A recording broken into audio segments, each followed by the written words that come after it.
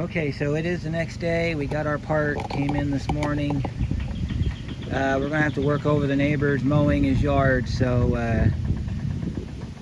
this might be one of them videos where you're gonna have to just, I'll try to yell, but you'll have to adjust your volume accordingly. So as you see what I've done here, at the end of the day yesterday, I put all the bolts where they belong, that way I can find them again. I did the same for the cooling fan bolts and the radiator. I'll show you that. So your top bolts right back in here, and then your bottom bolts right over there. I did that so I wouldn't lose them. Of course, we had to hook our ground back up yesterday so I can roll the windows up. So we'll just set our ground screw right over here. And so today we're going to be putting the lower hose on, and then we're going to be putting the battery back in it, putting the cooling fan back in it. We got to put the wiring back in here, and then we'll hook our recovery tank up. We'll fill up our antifreeze, make sure it doesn't leak, all that good stuff. And then we got to let it run, and I'm going to show you how to bleed this if you don't have one of them big funnels like I have. So let me grab our parts and we'll get started. All right, let's get our lower hose on. This is your part number. This is also a Gates number if you would rather use a Gates hose. The instructions say cut to fit, so basically that means that you put the hose on without the clamps, the way that it's supposed to go on. And if you have to make any adjustments, then you'd go ahead and mark it and then cut it with some with a knife or something. So our lower hose, let's see if I can remember how this goes on. It goes this way. So put it on the lower end first. Make sure you get it all the way up on there.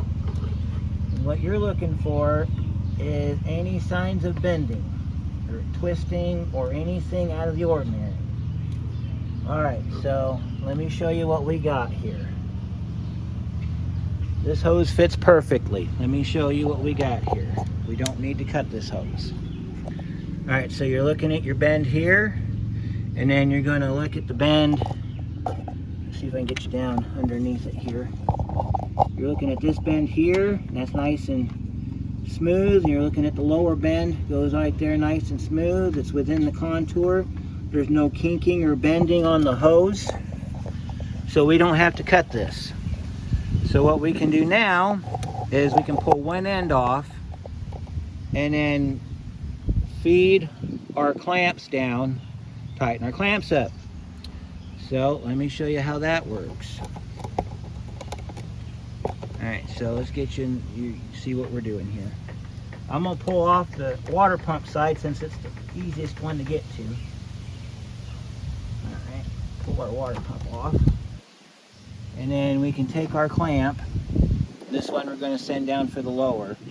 It has to face like that, so we're going to send it like this.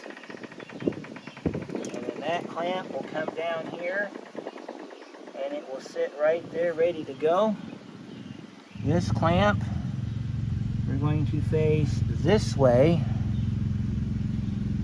so that we can get to it easily. And we'll take our hose and we'll push our hose all the way up onto our water pump. And then we'll let it rest right there while I get a socket for that. Alright, so take your 8mm socket, get your hose clamp up here where you can get to it real easily, and just get it clamped down.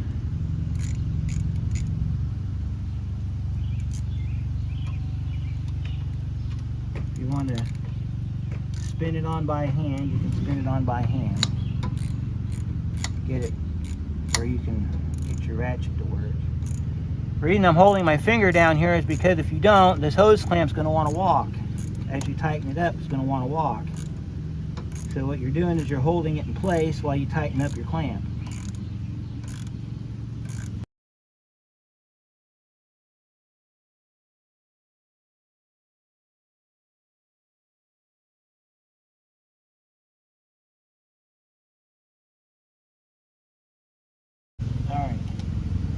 Hose is tight on the bottom, hose is tight on the top. Next order of operation is the cooling fan. Now we can get our cooling fan in. So we're going to take our bolts out of our cooling fan area, set them up here on our cowl. Now the passenger side cooling fan is a lot easier to get in than the driver side was. So we shouldn't have much problem with that. Now on the cooling fan for the passenger side, you see I've got the heat shield backed away, and I put the push pin back in its hole so it wouldn't lose it. So we're going to leave this open, and we're going to feed this down like this, being careful not to damage anything. We got wiring we got to be careful not to disturb. We got to move our heat shield. So what I'm going to do is I'm going to kind of rotate it sideways a little bit so I can get it down past the electrical. This one was a little tough to get out. Once you get it down past the electrical, you can rotate it to however you need it, and you can get it installed correctly into your area. Alright, so rotate our cooling fan to where it is in its proper orientation. There we go. There we go. There we go. Now our cooling fan's in its proper orientation. Put the top screw in. Don't tighten it. You need to make sure that our foot goes down inside our radiator area. So we will push that down into there here in a minute. You almost have to get this top bolt in. Get a couple threads started on it, and then we'll move over here. Can you see that okay? Put you down here where you can see it better. There we go. Now you can see this side right here. We're going to put that small screw in that hole right there. You're going to have to pick it up and line it up to get it started. This one went in pretty easily, so. Alright, so we're going to get that one tightened up next. That's, I believe it was 10 millimeter.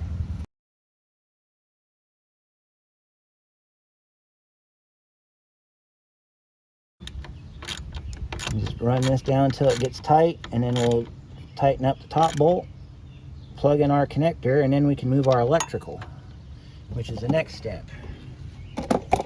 Alright, so let's move over here now. Let's go ahead and get our top bolt in. We'll go ahead and use the electric ratchet on that one since that's easier access to. Alright, so let's go ahead and zip this one down.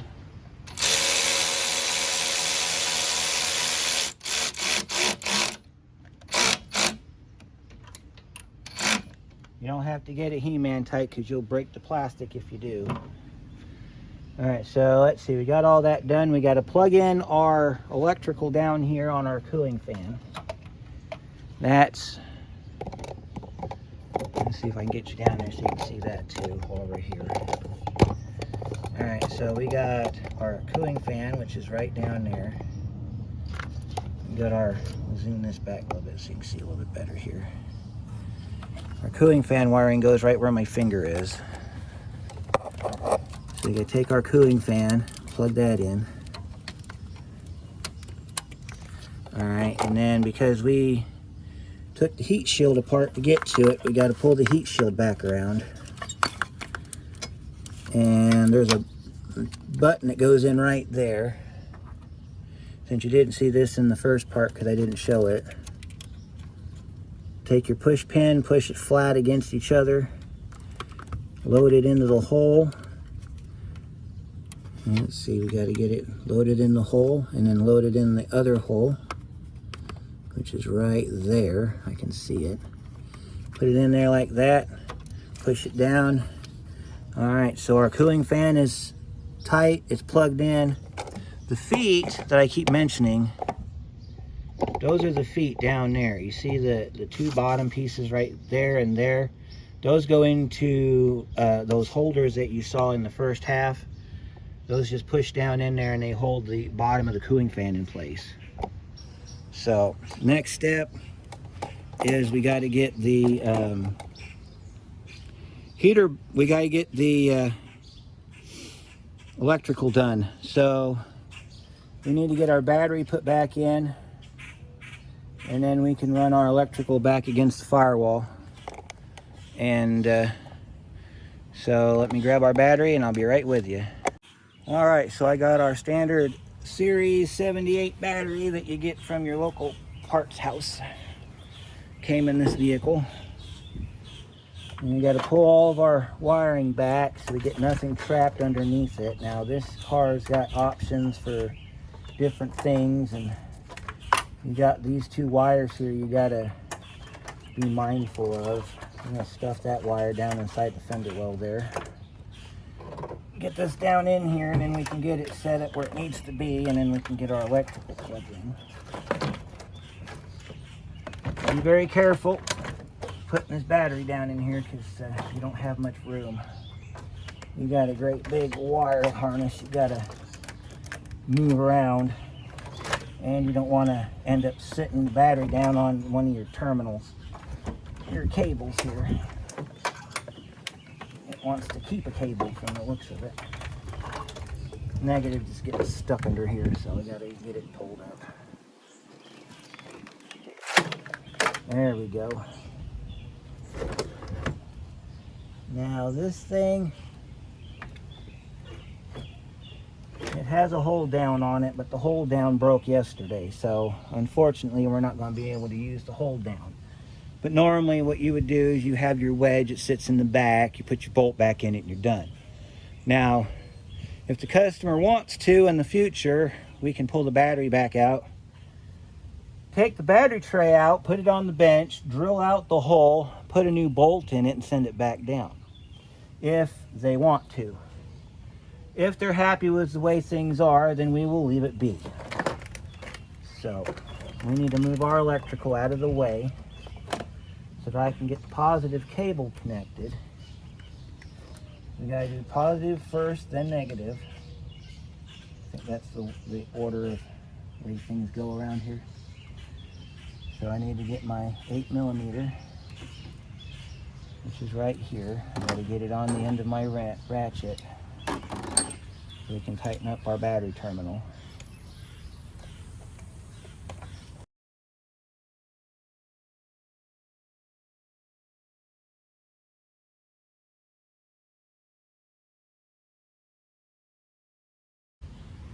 All right, and then next step's going to be we got to hook our ground strap back up so that we have power going to our fuse box and everything else when we hook our negative back up. So we got to get that done. This here is also a 10mm, so we'll spin that down with our ratchet here, or socket and extension as it's appropriately called.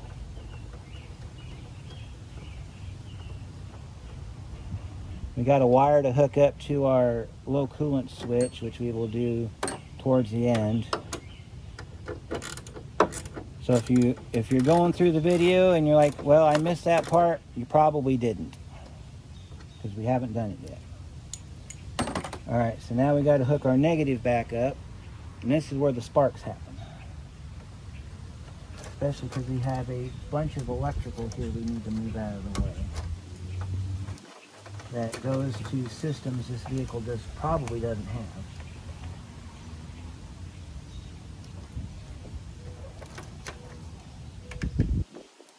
Start hearing the relays kicking on in the relay box. There are some that are automatic.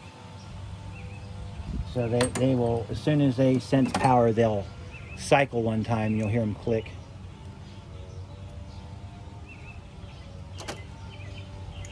Down here and get this wiring out of the way here so I can get to this terminal.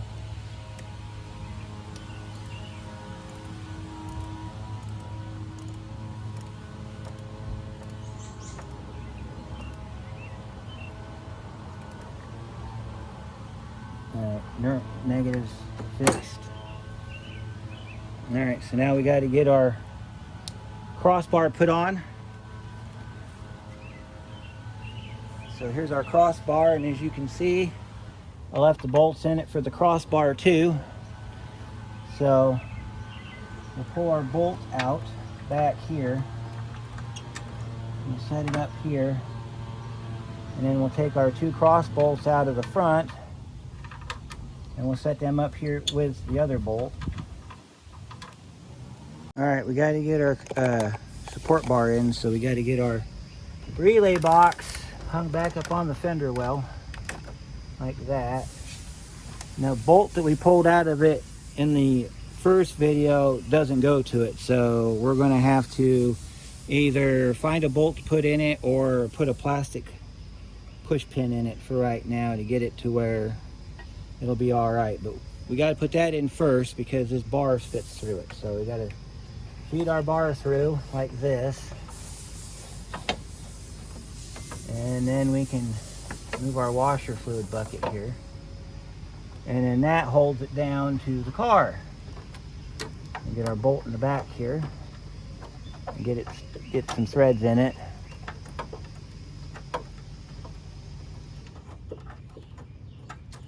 All right, and then we'll get our two front bolts in up front here, and we'll get those tightened down. Just like I said before, if your part has a witness mark, before you tighten the bolts down, line it up on the witness mark. And you'll be good to go after that. So, and get that back one started, or actually get the back one in, and then we'll get the two front ones in.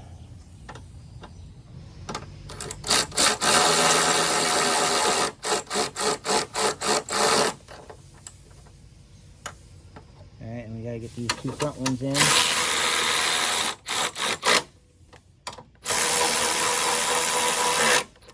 Alright, that's done. Alright, now we gotta get our electrical back up against the firewall, and then we can get our engine mount put back on for the driver's side, or the passenger side. So we're gonna move our engine harness back over here, and this wire here goes down here on this switch.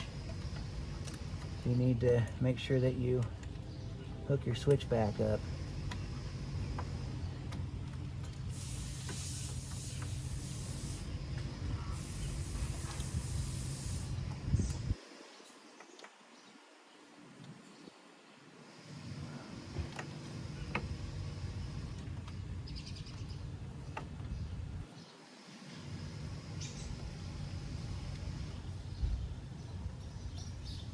Trying to get this switch hooked back up here. There we go, it's in. Sometimes you just got to convince it. All right, so we've got these little clamps right here. So we get our wiring up away from the engine block. Make sure that we don't have anything in the way. I think this one wire actually attaches itself to this space right here on the cooling fan. So you got a wire that attaches itself to the cooling fan. Then I guess this wiring just kind of hangs out here. This one here, which is what we're going after, we got to open up our clamp and put it back in. So you want to rotate your clamp, put your wire in, and then snap it back down. And then do the same thing on the other ones. Rotate your clamp to where it's down, put the wiring in. You're going to tuck it up under the cooling fan wiring. You're going to tighten your clamp down, and you're just going to go across the front of the car and do this to all the ones that have not been broken yet. And you might hear a click, you might not. It just all depends on there's that one, how that works. All right, so we got our electrical back down. We got our plug-in down under there. We got our battery hooked up. We can test the battery by honking the horn, so I will do that. If the horn works.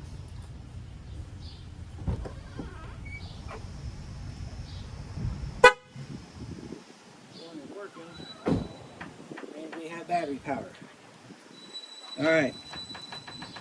Next step, we got to get this battery hold down for the engine mount done.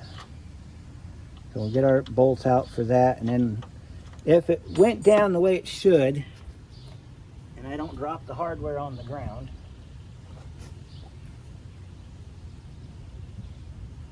then that mount should just fall right on top of them bolt holes, and I don't have to hook the ratchet strap to it again.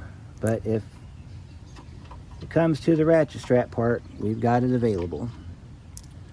So bring this down, and it lines right up just like I figured it would. And you take your bolt, get a couple threads started. Sometimes you got to pick up the mount and then find the hole and then put the bolt in. You also might have to, until you get a couple in there, put a little bit of tension on this brace right here to where you can get the bolt down in. And then after you get the bolt in, you'll be good to go, because the other two will fall down in there. So start like that. Get one on each, one up here and one down here, or you could switch it and do it this way. And then once you got those bolts in, the two remaining bolts will fall right in. So, and then you can move your plate around, find your witness marks. These are on the outside on this side and the inside on this side. And then grab your socket and tighten them down. All right, so next step, we got to get our overflow tank hooked up. See, I also put the radiator cap on there too, so I wouldn't lose it. Now, depending on how yours is routed, you want to route it back the same way. This one was routed underneath, but I'm not liking it that way, so we're going to route it along top. I'm going to route it down underneath this electrical right here and put it on there like that. And then what we can do is we could put a zip tie across here and hold it down if we want to. The way that it was on the vehicle was this way, where they ran it down under the radiator hose, and they ran it down along the top of the cooling fans, and then it came up this way. Whichever way you prefer. I need to get a pair of pliers so we can get that clamp back on. Then we can add some coolant and check for leaks.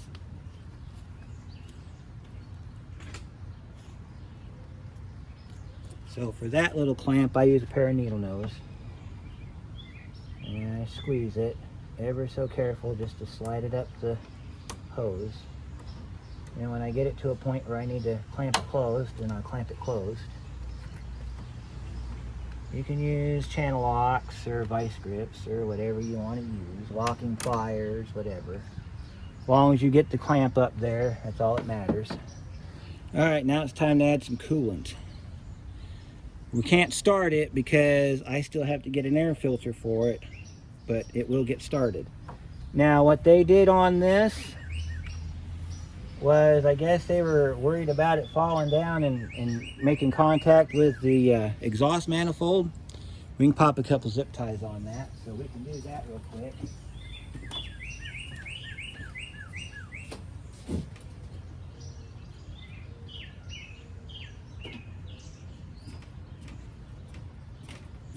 Now there's supposed to be clips. I believe there's supposed to be clips that this actually goes into, that holds it onto the vehicle, but the clips have since left the chat a long time ago. So what we'll do is we'll tie it up like this, put one on each end, that way it's secured. The reason I ran it under the radiator hose is for gravity, because this is a gravity fed system. That's why I ran it under the upper radiator hose. And we'll tie it like that, and then we'll use our pliers and we'll cut our tails off, because nobody likes to zip tie with a tail, especially me. So get that done real quick.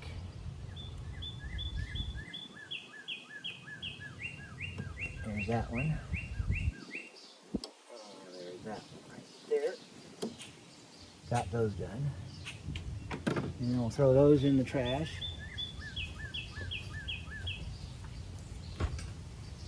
Alright, so next step, I need to go get my funnel, so I will go do that, and then we will get this filled up and see if we have any leaks. So I'll be right back. I have our coolant fill kit. So this little wonderful device I've used on every car since I bought it. Comes with a little bag of goodies. Got your fittings in it for your cap. You want to push your stopper down. So how this works is you find the appropriate fitting. I'll show you the fitting. Like this. And what you want it to do is you want it to seal nice and tightly inside the radiator opening. If it's loose, it's going to allow air in there and it's not going to do its job. So, you find the one that's got the best fit, and they're all different sizes. That one won't fit at all. So I think the first one's going to be our winner. Even though it's got a little bit of a wiggle to it, there's another part to this.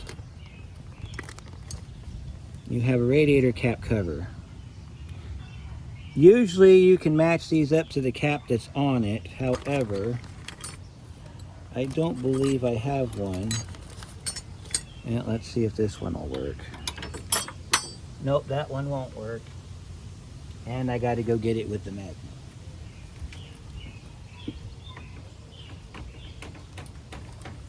All right.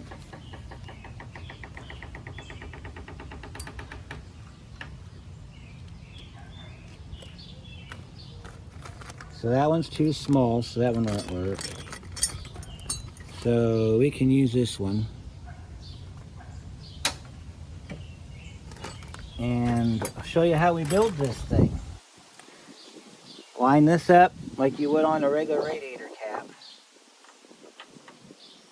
And then you twist it till it goes tight.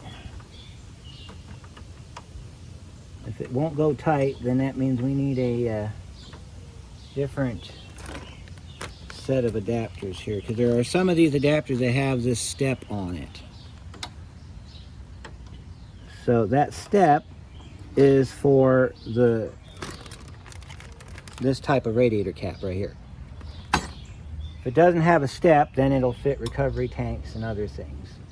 This one's got a step on it, so what that'll do is as I crank this around, it'll tighten this up. You want to get it all the way to the stop like that. Then you can start building your funnel.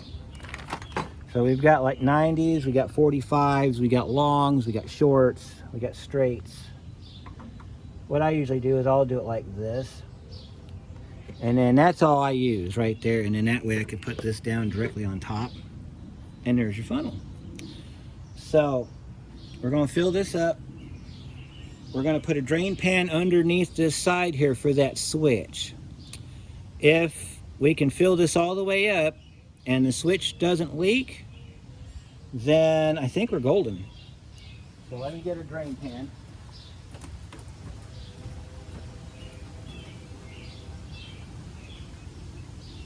And an extra gallon of antifreeze in case we need it. And you want to set your drain pan directly underneath the radiator on the passenger side. Alright, and we are lined up. You also want to reach down on the driver's side or get underneath the car if you need to. Make sure that the drain is tight so that you don't drain anything out as you're filling it up, because that would be no fun at all. Alright, our drain is tight, so we can go ahead and proceed with filling. So let's fill this up. We got our recycled coolant from the first video in our funnel here, in our tank here. So this will be filtered twice. It gets filtered as it goes in, and then it filters again as it comes out. So if we see any large chunks of black stuff, I'll just pick those out with my finger. But if it's clear, we will go ahead and open up our valve and let it go. Should be fairly clear. The only thing that I saw in it was like tree limbs and stuff, and those got wiped out already. Yeah, it looks pretty good. So we'll go ahead and we'll open up our valve here. And you'll see some bubbles and stuff. And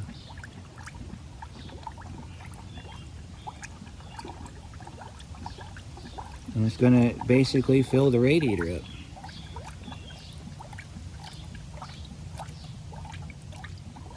If you want to do this in half steps, you can do it in half steps.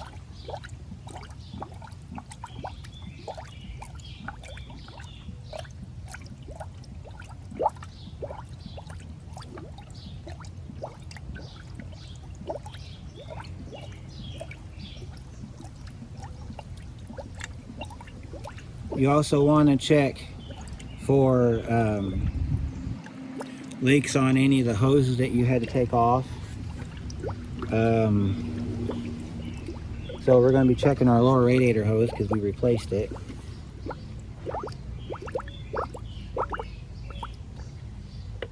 And we'll go ahead and we'll add some.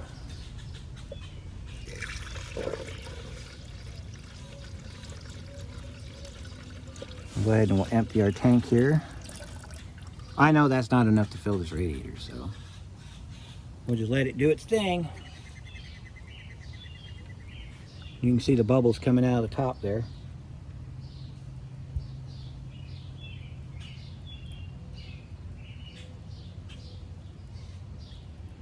So while that's happening, we can open up a valve over here on the side.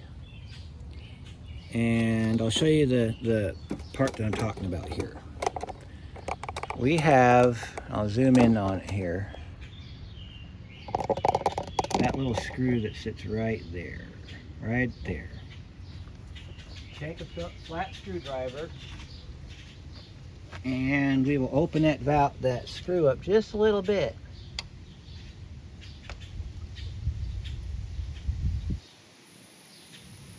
You hear the air rushing out of it, and our coolant level's dropping.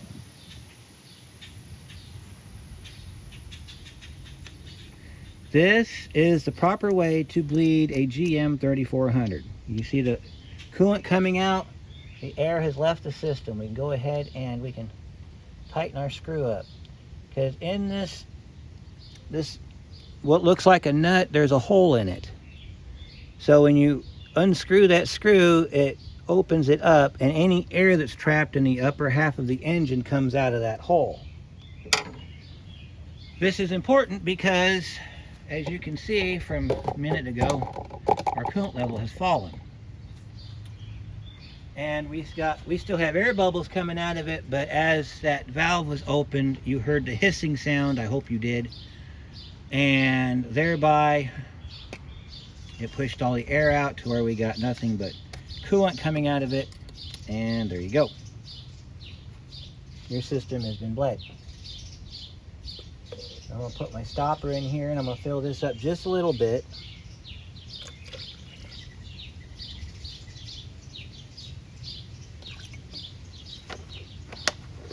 Alright, so our radiator should be just about full.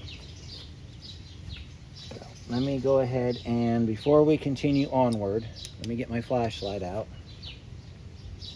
Radiator hose looks good on the top. Looks good on the bottom. No leak on the switch, because we have enough coolant in it that the switch would leak if there was a problem with the O-ring. I don't hear any dripping into our drain pan. Let me see what we got here. So then the next step would be to start the engine. We could probably do that since I can take it back apart.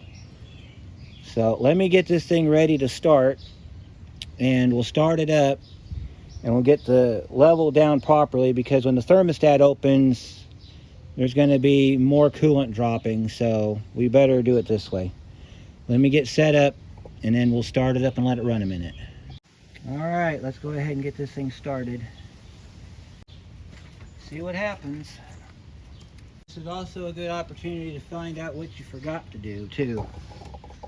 I'll pull this back and just kind of watch and learn here. Hopefully everything will go well.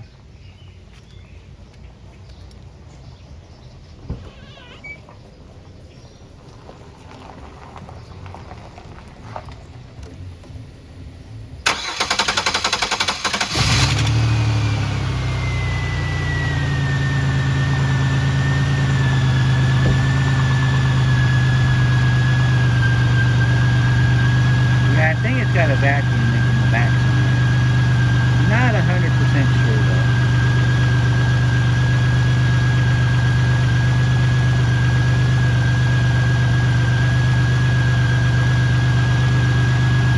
So we're just going to let this run for a minute.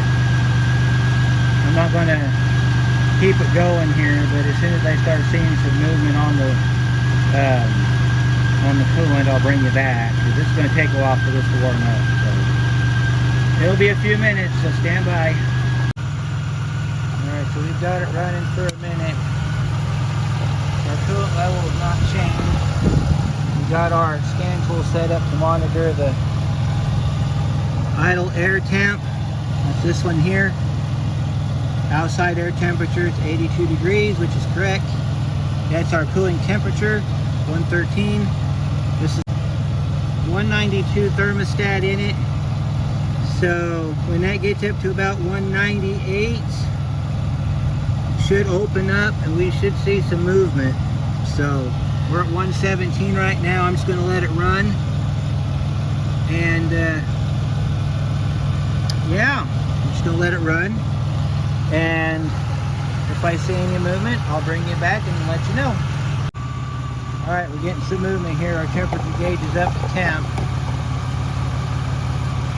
Our temperature is 199, so we're warming up.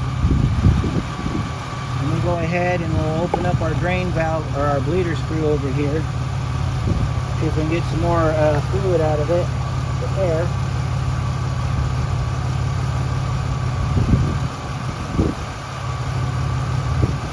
Yeah, we're spitting a little bit of air bubbles out of here. Oh, now we're running straight stream, so we're good to go now. As you can see, we got our heater turned on so that we can make sure we get heat, because if we don't get any heat, then we've got probably a blockage in our heater core or something. We'll have to address that later.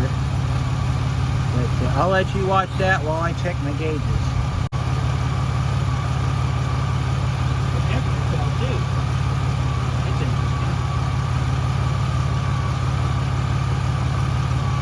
That's interesting. Our temperature fell. Running around 187. We don't have, our cooling fans don't come on until like 227, so I'm not expecting them to be on there. We do need to get it warmed enough to check the operation, make sure it's still going. No heat in the cabin just yet. We might have a blend door stuck though. So let me bring it over here. There we go. Now you can see it a little crossways, but you'll get it. I'm going to play with the blend doors while you monitor the temperature.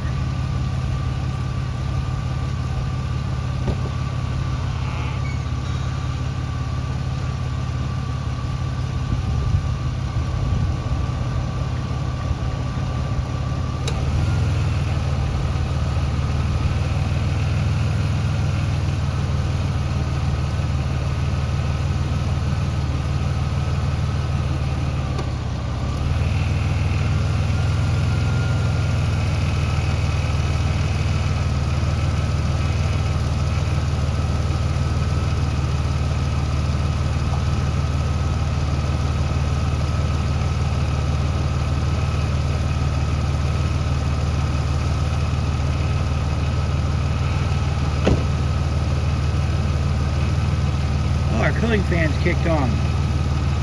I turned on the defroster. That's interesting. You don't have much movement on our coolant, as you can see from over there. Our coolant's not moving very much.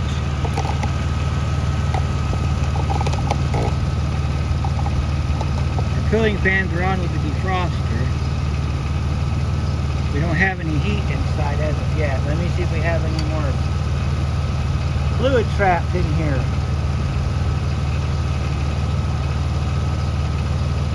Yeah, we got some air trapped. Here comes some more air.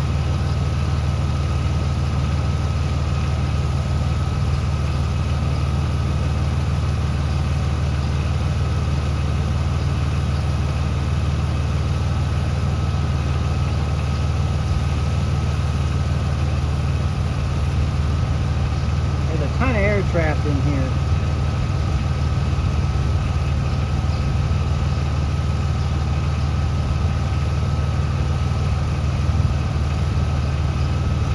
What's our temperature sitting at?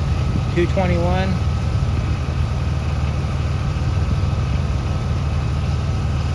Let me see if we have any heat yet. Nope, still cold. We've got a ton of air trapped in here. Alright, so let me show you what we do in this situation.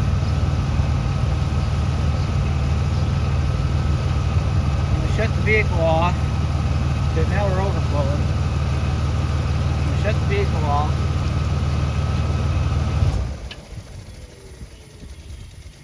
And I'm going to put a plug in our tank right here, so we don't lose any more fluid.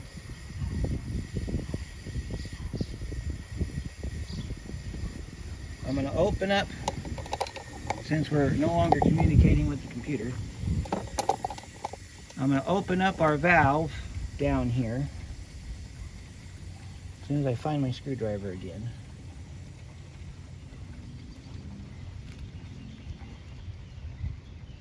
I'm going to open up our valve and see if we get some air to come out, since we're overflowing over here. Yeah, there's a ton of air coming out. There's a ton of air coming out. We're just going to let that do its thing. And when we start seeing coolant come back out, then we'll see if we can put some more coolant in the system. That could be why we don't have any heat in our air conditioner, or our heater system. Alright, close our valve back up. We'll pull our pin over here, which is in a state of overflowing. We'll see if we can add some coolant to it.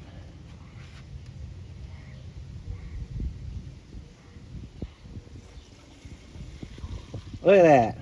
Look at all that. All that coolant. Alright, we're going to open our valve back up again. I'm going to see if we can suck some more coolant into it.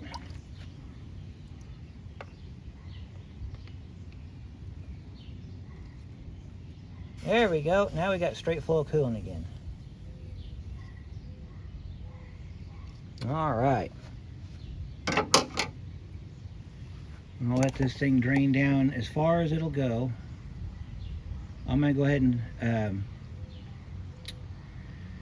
I think the next step we're going to do is I'm going to put that coolant in the overfill tank. We're going to put the radiator cap back on. We're going to start it up and let it regulate itself through the overflow tank. And we'll do this until we get heat. So, I'll show you how this works. We're going to take this and we're going to pull this off, just like this, nice and careful. There might be some coolant left in the tank. So we're going to set this over here. We're going to put it back in our jug that we started, our new antifreeze jug. We're going to take our funnel system off of the car. Now we're going to add coolant to our overfill tank. So we're going to take our radiator cap cover loose. not pressurized, so it's not going to blow back on you or anything like that. We didn't pressurize the system.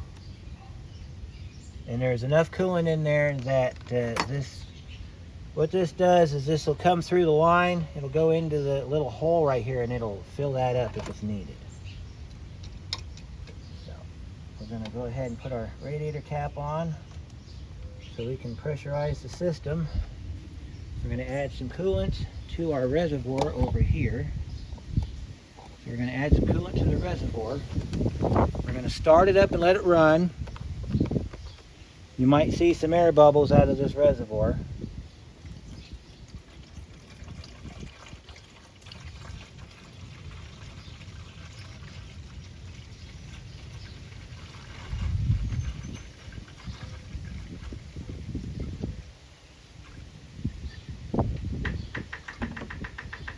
And just fill that up. It's up to the full cold line. And go ahead and start this up. We're going to monitor our temperature, and we're going to continue to bleed the air out of the system.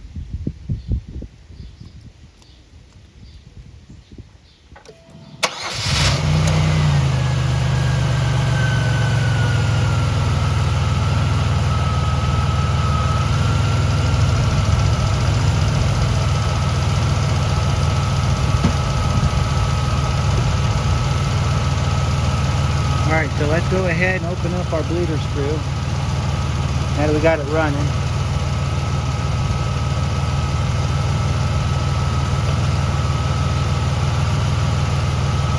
Looks like we're getting some more air bubbles out. We want to leave this open until we get a straight stream of fluid. So all these little bubbles that you're seeing, you want that to be gone. So you're going to leave this open until you see a straight stream of fluid. As you can see, we got a bunch of air pockets trapped in it.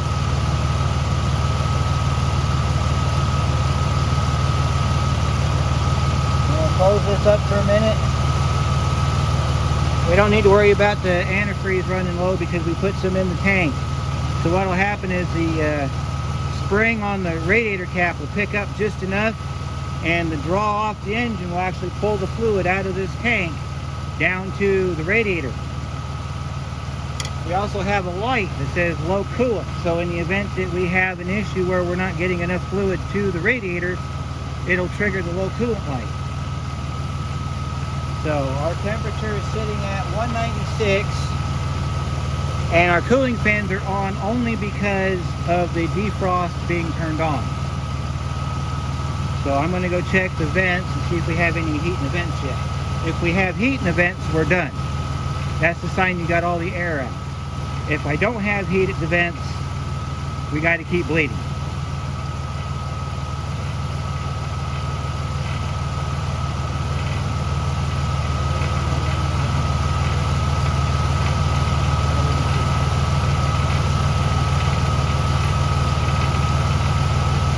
Still cold, so I'm going to keep messing with this for a little bit.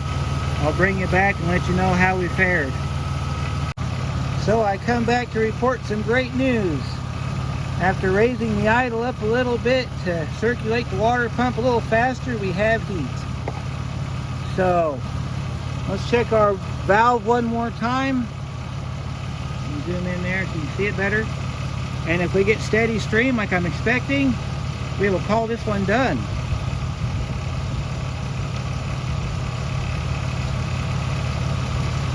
Yes, we have steady stream of coolant. Alright, so the next steps would be to go ahead and let it warm up to where the cooling fans operate without the air conditioning or the defroster on. And if they kick on at normal temperature, let them go one full cycle. When they shut it down, you shut the engine off, and after you shut the engine down, let it cool down. Check your coolant level one more time over at the, sorry about my big finger being in the way there. Check the coolant level over there at the radiator cap, and if everything looks good, you're done. So I'm going to call it done today, and I hope you enjoyed this. Don't forget to like, share, subscribe, all that good stuff, and we'll see you on the next one.